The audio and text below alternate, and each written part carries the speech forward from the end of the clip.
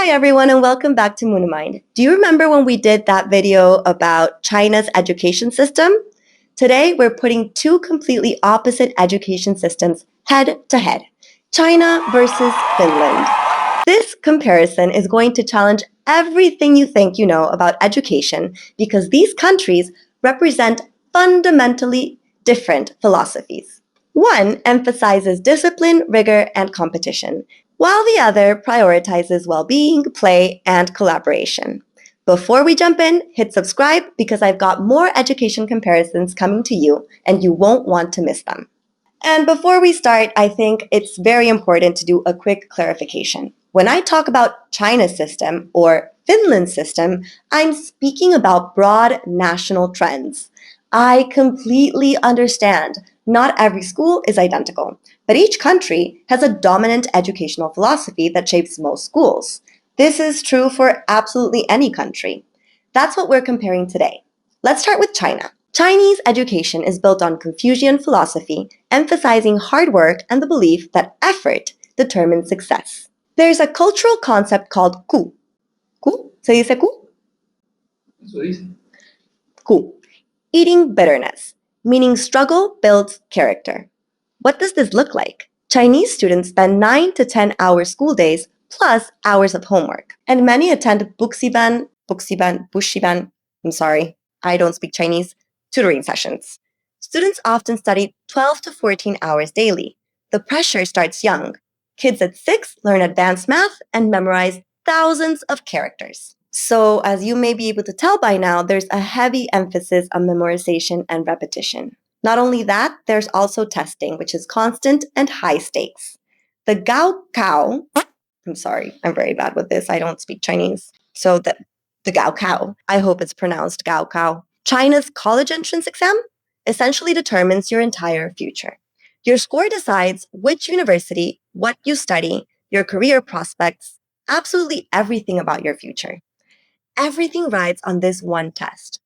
So as you may be able to tell, competition is built in. And the cherry on top, class rankings are posted publicly. Top performers get recognition, and those behind face intense pressure. So the results are that Chinese students consistently score at or near the top internationally, especially in math and science. They demonstrate incredible work ethic, discipline, and mastery of foundational skills. But honestly, at what cost? Because mental health issues are epidemic. Anxiety, depression, stress, student suicide rates are a serious concern as well, especially around exams. The system is criticized for killing creativity and critical thinking. Plus, physical health suffers too. China has the highest myopia rates in the world, obesity is climbing, and sleep deprivation is quite common. And not only that, there's enormous inequality between wealthy urban families who can afford tutors and rural families who can't. Now let's talk about Finland, the complete opposite. Finnish education is built on equity, trust, and the belief that childhood has inherent value. Learning should be engaging and sustainable.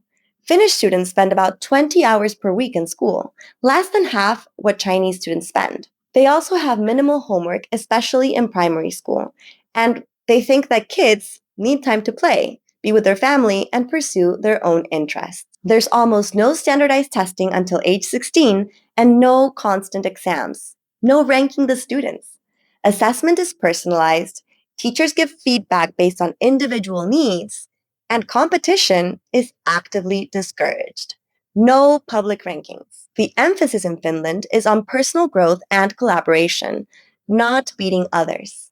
Play is central. Kids don't start formal school until age 7, and even after, there's 15 minutes outdoor recess for every 45 minutes of instruction. Teachers need master's degrees and have enormous autonomy to design curriculum and assess what the students are learning. So the results here are that Finland performs solidly internationally, but the real standout is student well-being, lower stress, better mental health, and positive attitudes towards school. They maintain decent performance without sacrificing childhood. Finland has one of the smallest achievement gaps between high and low performers, and I think this is beyond amazing. But challenges still exist. Students' motivation can be an issue without external pressure, and the academic performance has declined over the last 15 years. So questions do remain whether Finnish students are prepared for competitive environments. And before we wrap up, quick mention. If you want evidence-based activities to support your child's development at home, check out Munamind.com. We've got resources that draw on research for education systems around the world. Link in the description below. So which is better? It depends on what you value. If you measure success by test scores, China's system produces incredible results. But if you measure by mental health, creativity, and long-term well-being, China has serious problems. And the truth is that pressure does break kids. Finland shows you can maintain solid performance without torturing children. And I don't mean that China's torturing children per se, but I do mean that, we want to minimize the amount of stress children feel during childhood. From what I can tell, students are healthier, happier, and still learning effectively.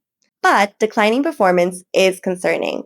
And some students coast without challenge. So what can we actually say when we put these two systems head to head?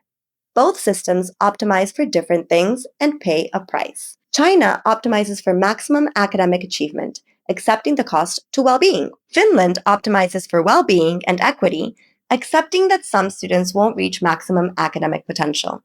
Neither one is perfect. Neither achieves maximum results and maximum well-being simultaneously. Interestingly, both are moving toward the middle. China is implementing reforms to reduce homework and exam pressure.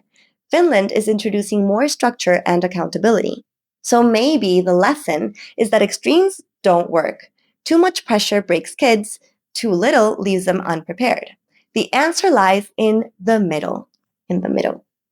Meaningful challenges without destructive stress, accountability without anxiety, high standards without sacrificing well-being. So for parents and educators, we can learn from both. From China, value consistent effort, strong fundamentals, sustained work.